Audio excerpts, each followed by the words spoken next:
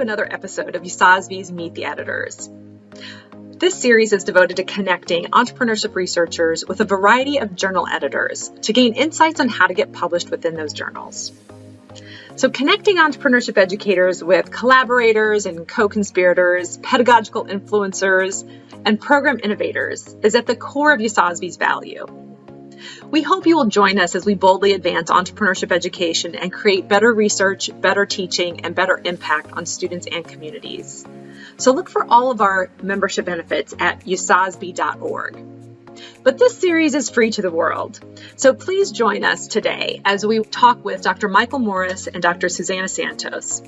Dr. Morris is the editor of the Journal of Developmental Entrepreneurship. And Dr. Santos is on the editorial board for the journal. She's also on USASB's board. Today you'll learn more about the papers that the Journal of Developmental Entrepreneurship accepts, the focus of the journal, and you'll hear from Dr. Santos from her experience publishing and being on the editorial board for the journal. So join us today with Exploring the Boundaries of Entrepreneurship Under Conditions of Adversity, a conversation with editors of the Journal of Developmental Entrepreneurship.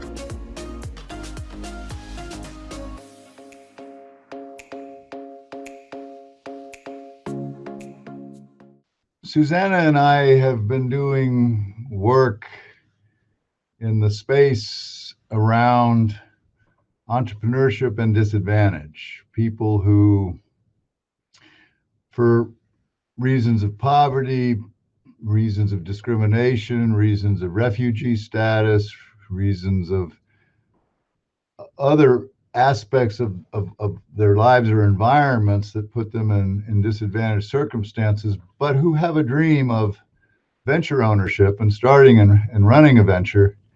Our work is, in the last few years, is really centered on that.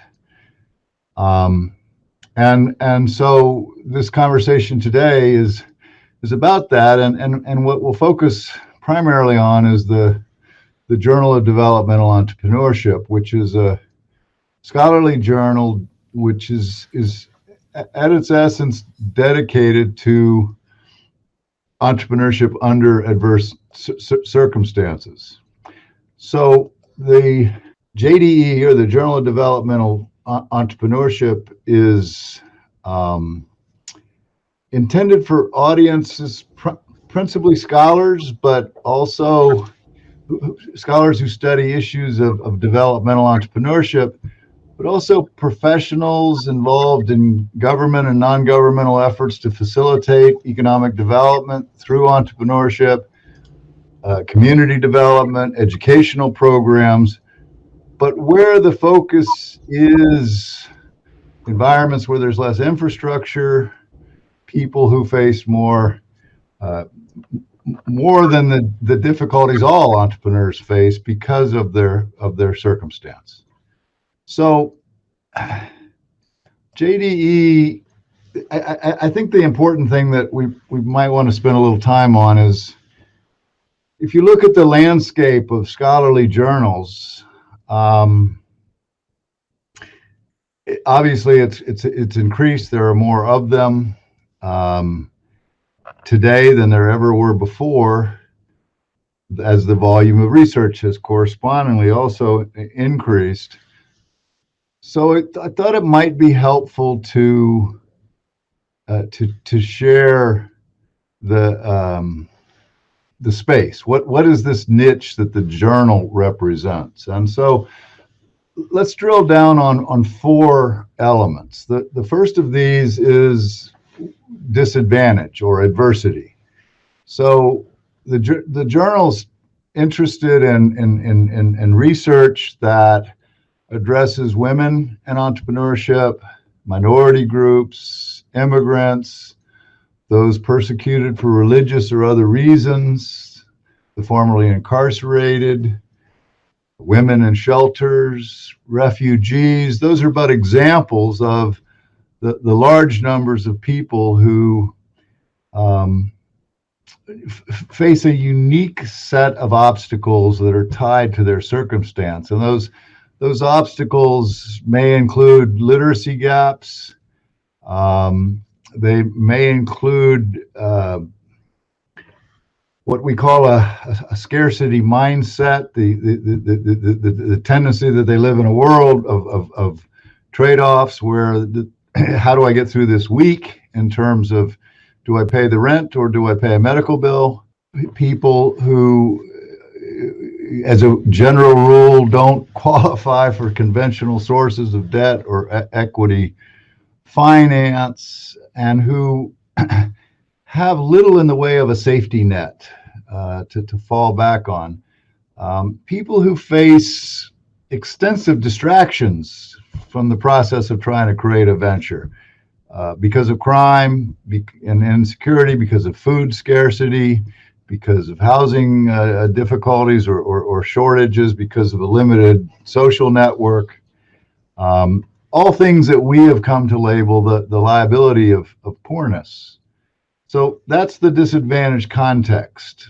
When we talk about the poverty element of it, so it's not just poverty, but when we talk about the poverty element, we're talking about those below the poverty line, at the base of the pyramid, those experiencing both absolute and relative poverty. Probably the thing that we most need to clarify is what we mean by developmental context. So the Journal of Developmental Entrepreneurship. So by developmental context, we mean developing and underdeveloped countries and regions, but also communities and neighborhoods, regions that are low income or they lack developed infrastructure. So if you think about that, that's certainly entire countries in certain parts of the world, but it also includes inner cities and developed economies like the UK or the US. But the point is, it's a context that is underdeveloped either from the vantage point of infrastructure or wealth and income. And finally, so I'm distinguishing what we mean by disadvantage, what we mean by poverty, what we mean by developmental context. But the final piece of this is entrepreneurship. And so what do we mean by that? In the case of the Journal of Developmental Entrepreneurship and the research that we're trying to nurture and foster, we're talking about new venture creation, emerging enterprises, micro enterprises, SMEs, small and medium enterprises in general, but also social ventures and the social entrepreneurship writ large in terms of context. So that's our niche. That's the area of focus. The history of the journal, the Journal of Developmental Entrepreneurship was launched 26 years ago. It was originally launched at an HBCU, an historically black college or university, Norfolk State University in Virginia. And it had its infancy at Norfolk State. It then was based at Miami University from 1998 to 2000. It's been based at Syracuse University since 2001, and in 2021, so earlier this year, it moved from Syracuse to University of Notre Dame. It's published by World Scientific. It has been since 2008 as the publisher. It's a quarterly, so we publish in March, June, September, and December. It involves a double-blind review process. We'll talk a little bit more about that. Well, these slides just popped up. That's good. The journal has a strong international focus, both in terms of the content, but the authors, and the reviewers. So we get a lot of work from South America, from Africa, from India, from Bangladesh, from Pakistan, but a considerable amount from more developed contexts as well. But it truly is an international journal, both in terms of its editorial focus and its the people who are involved in support the journal. It is heavily indexed and extracted, so I don't need to go through the whole set. But so does this? What's going to happen here? Yeah. So you'll see the journal is well represented and easy to find, and the work is widely disseminated that appears in the journal.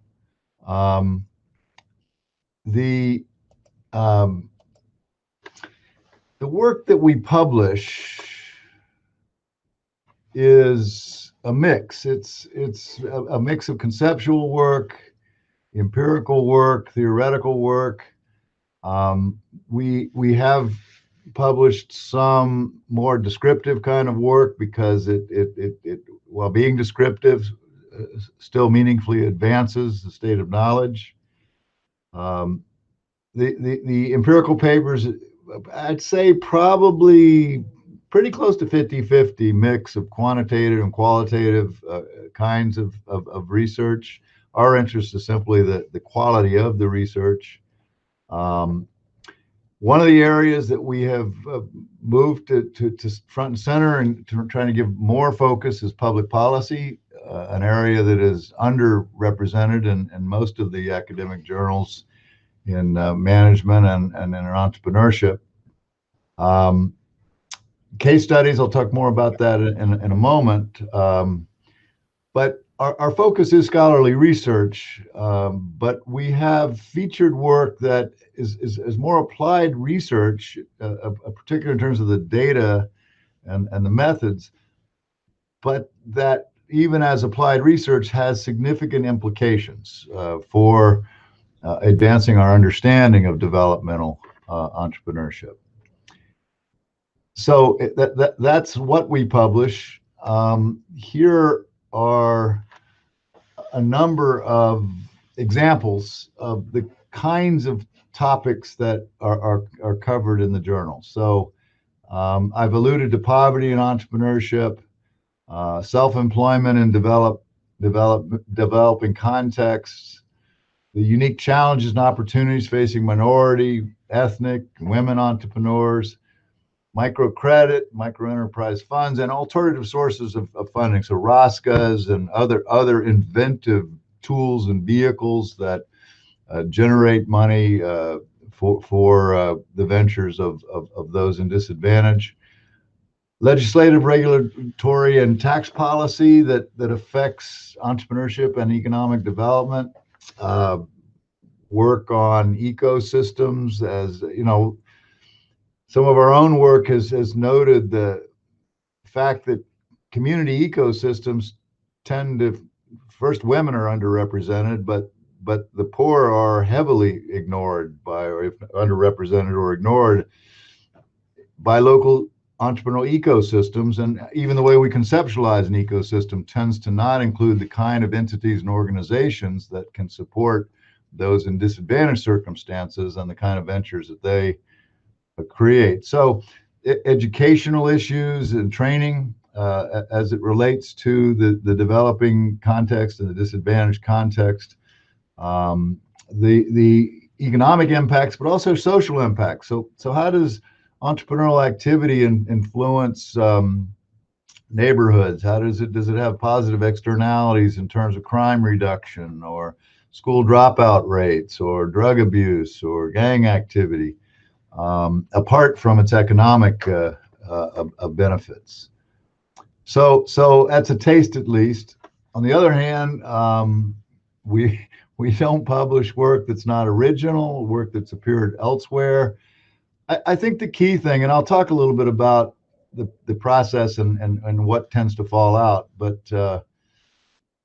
it has to be work that meaningfully advances our understanding of entrepreneurship. We're interested in particular context, but it has to meaningfully advance our understanding of entrepreneurship. So it can't simply be duplicative. It can't, it can't be another study that looks at students and their intentions towards entrepreneurship without saying anything new about any new discovery with regard to something like that. It doesn't state the obvious. The findings aren't self-evident. It needs to be work that has a solid foundation in the literature and an established theory. And it needs to have appropriate methods, reliable data, valid measures. So that's the downside in terms of things that don't get through.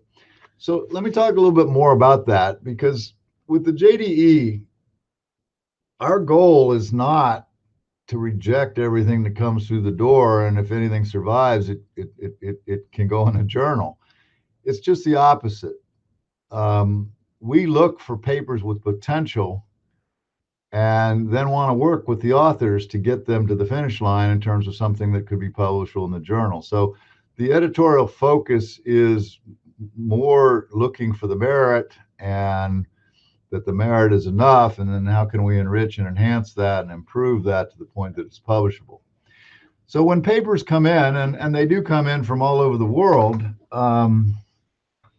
they get a desk review, and about 70% of the papers don't get past the desk review. So, and that's with a very positive, proactive view, but most typically it's because they don't fit the editorial focus of the journal. They're about corporate entrepreneurship, or they're about innovation, but not really entrepreneurship. There is nothing developmental at all in the paper, and we try to be pretty flexible there. But so the lack of fit is the biggest issue of the papers that don't get through the desk review. Excuse me, is the second biggest issue. The biggest issue is the paper has to make a contribution, has to advance our understanding in some kind of meaningful way, rather than just replicate with a minor variation something that currently exists. That's about half of the desk rejects. About 30% are lack of fit. The other 20%, they are desk rejected, but we give them feedback that says, if you could do this, this, and this, then the paper would go out for review, and so those 20% tend to cycle back in and end up going through the review process.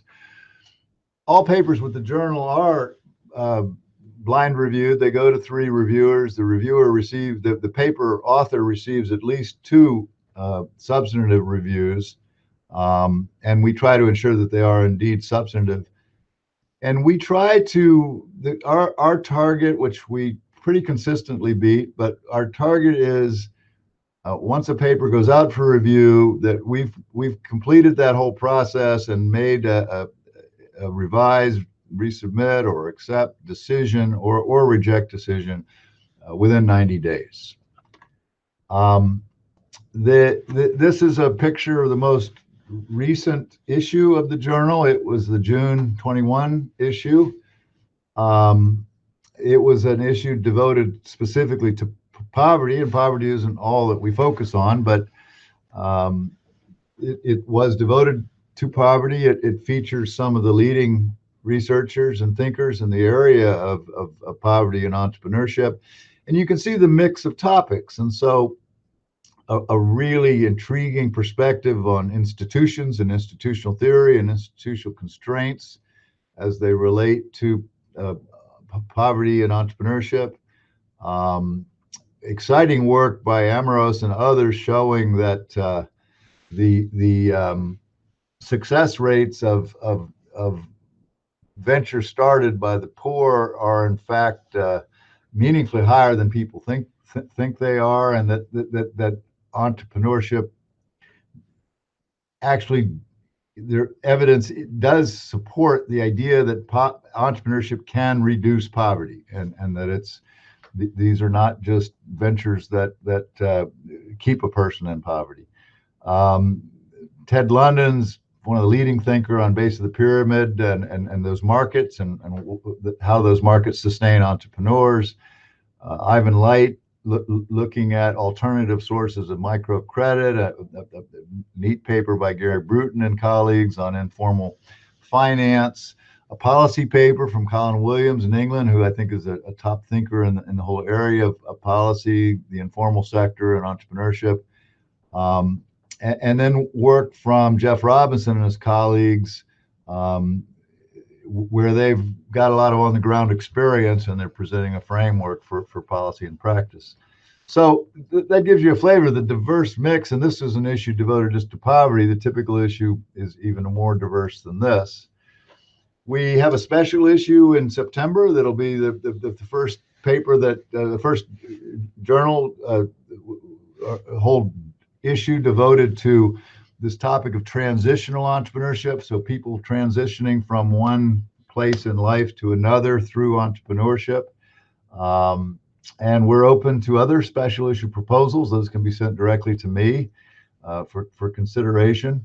And we would anticipate probably one special issue a year. The new developments in terms of the journal, probably our best news or biggest news is we have lagged other journals in terms of having a more conventional submission process, but we've gone to an entirely online system that is streamlined, which will even improve our ability to rapidly turn around decisions on papers. And I'll provide that link in a moment, but everything is automated, and the communication process, I think, is enhanced.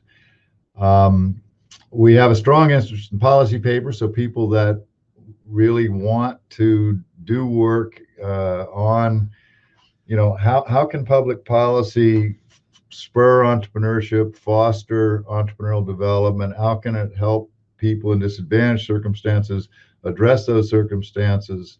How can policy be designed to support community ecosystems that in turn can support community level entrepreneurs? And we have a new interest in case studies. And so I'm talking about cases, so like teaching cases. And so if you have cases that address the developmental context, or the poverty context, the disadvantaged context, we would entertain those. So this is some contact information. The submission and all the information on the site on the journal is on the website. That my email's here in terms of contacting me.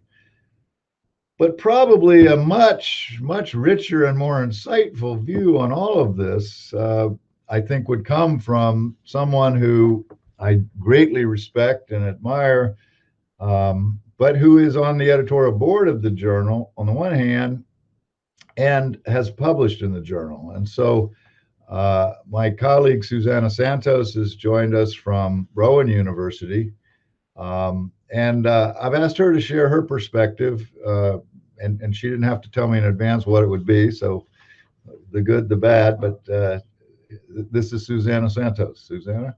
Hello. Thank you so much. I'm super excited to be here, super excited to share my experience. So thank you so much, Mike.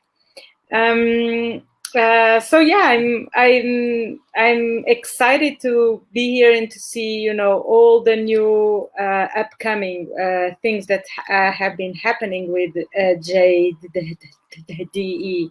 And maybe today I can share a little bit about how has been my experience being part as member of the editorial board, and at the same time as an author. So in the first case, let me share a little bit of my perspective. So for sure, JDE has a very rigorous process on all the reviews.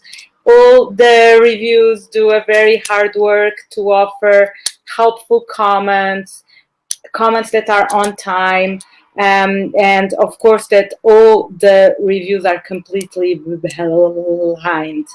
And let me share that our perspective is always, if we assess a paper with a potential to be impactful and to make a meaningful contribution both to research and to practice, rather than just rejecting a paper, we make a serious effort, right, to help the authors to really make that paper to where it needs.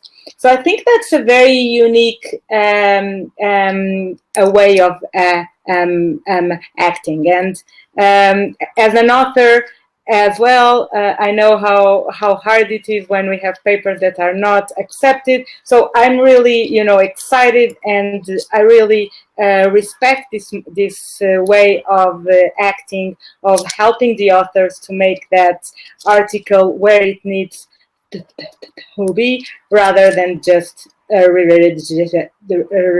rejecting. And I think that's excellent. Talking a little bit more as an author, we just finished a paper that hopefully is going to be published in the next issue. I'm super excited about it. And as an author, I can really share how helpful, right, it was, and how the JDE team, and of course the editor, helped us to get the paper where it should be. So if I was thinking why should we choose JDE as an outlet? And I think that we can I think mostly about three main reasons that really help me on that. First is the scope, right? I don't know any other journal that has this scope, right? So the scope of publishing work in this context of these four main areas of niche, right? This work in adversity context, work on poverty, work on the developmental context. So the niche and the scope of JDE is really unique, and of course that's important. The second main reason that make me choose JDE as an outlet for my own research is about the impact, right? This is a journal that is read by scholar researchers, but at the same time, that really is read by practice, and having that impact and having that possibility to impact both research and people who are in the field is super important. So thinking about impact is also my second reason to choose JDE as an outlet. And third reason, and it's also super important, is time, right? We, as an author, we are always concerned about how long it is, how long it will take since the moment we send a paper in until it is ready. And I can really share, based on my own experience, how quick it is.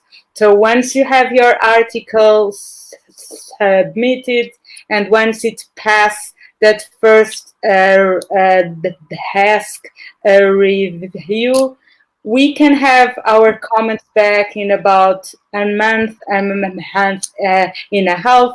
So that's excellent, right? So rather than being waiting for our paper for such a long time, we have a process that is fast and very fair. So yeah, these are my main comments, as both as a member of the board and also as an author. And have I answered your questions, or do you have any other questions? What else I can share? Well, thank you, Susana. My pleasure. Yeah, that kind of gives a picture of the journal. I think we're really on the leading edge in terms of where things are going, and in the sense that there's more happening today in terms of social issues in the social space. The issue of poverty is increasingly front and center. The importance of minorities, the importance of women as entrepreneurs, the important and developing our understanding that you just can't take the tools and the even the research findings from mainstream or conventional entrepreneurship, and especially entrepreneurship that centers on tech-based, scalable kinds of enterprises. And I think that all those research findings and all those tools and all those frameworks equally apply to the developmental context. So at a time when we're more keenly aware of this context, there's all the more need for us to have a better understanding of it. And that's why both of us encourage more research on these topics, whether it comes to JDE or goes somewhere else. We just want to champion the cause of this kind of entrepreneurship, or this context for entrepreneurship, and the fact that while many of the ventures that we see in the developmental context are not necessarily scalable and are not necessarily as sexy or glamorous as the SpaceX's and the Ubers of the world, they not only can meaningfully address poverty circumstances, but they can uplift communities, they can change families, they can contribute to the tax base, they can help solidify the string that holds society together and prevents the kind of dissolution and some of the catastrophic kinds of human crises that we see around the world. So that's our story. Go ahead, Susana. No, sorry, I was just going to add on that, and we actually have a question coming, and that's about and it also builds in what you were just saying, because we also need to help how to implement and how to teach, right? So since JDE has this new line and focus on teaching cases, we have a question in our chat asking if you can, talk a little bit more about that. What kind of teaching cases we are thinking about? And the question actually asks if they need to come with the instructor manual. So what's your thoughts on that? And as far as I remember, I haven't yet had one of it. So what's your vision for this new line? Yeah, so there is I speak more from the poverty space because I have more experience there, but as Susana knows, we are very proud of the fact that we've launched the Global Partnership for Poverty and Entrepreneurship, which is a resource portal that addresses the poverty and entrepreneurship interface. And on there, we have started to populate it with some teaching cases of different types. And so this would include the more conventional kind of, Harvard type case that is a longer type case, 20 or so pages, as well as more mini cases that are 5 or so pages, but that are built around some question, some problem, some issue in a developmental context that can help illustrate a concept, can help illustrate a principle, a point, an issue, but are, as you say, Susana, teaching cases, and so are meant to generate discussion, analysis that ultimately enhances a student's understanding of this unique context for entrepreneurship. And so, you know, in a developmental context, the ventures created will tend to be what we've labeled survival and lifestyle type ventures that often suffer unique challenges in terms of, you know, selling commodity like products at artificially, you know, underpricing with limited capacity and difficulties in terms of bargaining power, having to buy at retail to sell at retail, low margins, no technology, lack of equipment. And so I'm not saying that's all the ventures at all, but, you know, case studies that explore that context are exciting and interesting because you learn so much about the nature of the phenomenon through that vehicle. And that's the reason that we've committed to entertaining case studies. With regard to a teaching note or some sort of instructor's manual, that we would not be publishing the teaching note. We would, the case study would have a link to the author where one could get a teaching note. Great. Yeah. Excellent. Yeah, that's really exciting, and that's actually very important, right? Because, you know, we don't have a lot of resources on that, so it's very helpful to have that. And I just shared in our chat the website. So for everyone who is here, you can find the website at gppe.nd.edu for the partnership. Yeah, it's a cool resource. It's got three main components. It's got a compendium of research at the Entrepreneurship and Poverty interface. It's got teaching materials and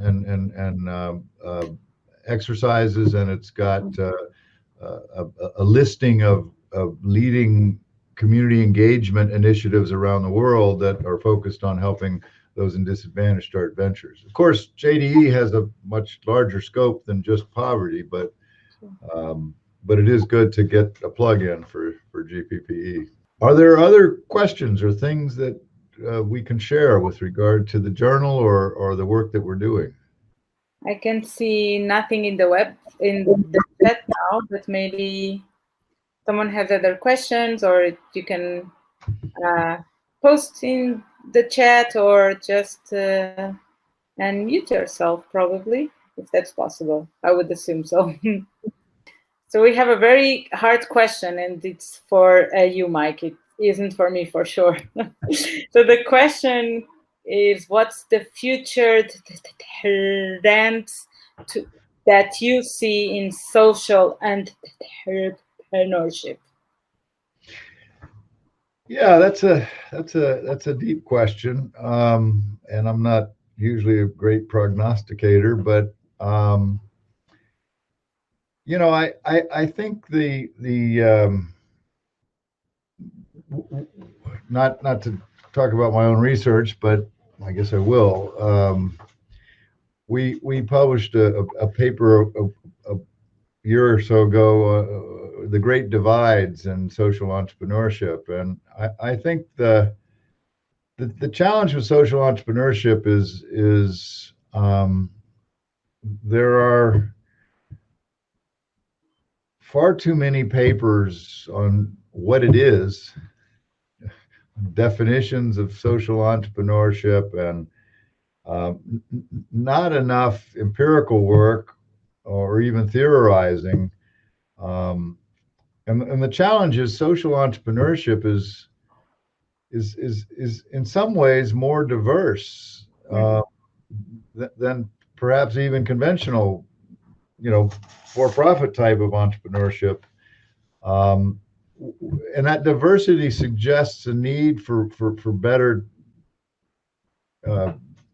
typologies and taxonomies. It suggests a research, we've seen in conventional entrepreneurship research certainly over the last 20 years, but I think especially in the last 10, more and more emphasis on context. And I think we have to start to more systematically look at contextualized issues in social entrepreneurship. And so, we have the social enterprise that has become so popular these days. So here you have a venture that sells a product or service, but also has a social purpose.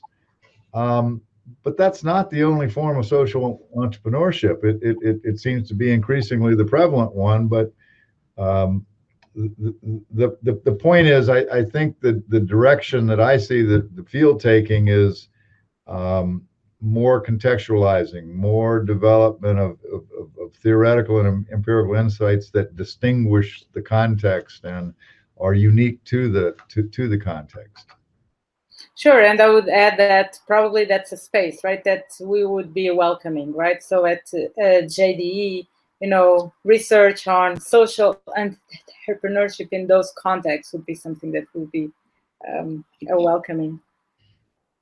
Thanks for the question, Bob, and I hope to see you on the campus soon. Any other questions? Well, it's been a pleasure to be able to share this time with you, and for both Susana and I, we love this journal. We love what we're trying to do with it and where we're trying to take it, and we can only get there with all of you. And so if we can answer any questions about the journal, if you have something you're working on and you'd just like to chat about it before you submit it,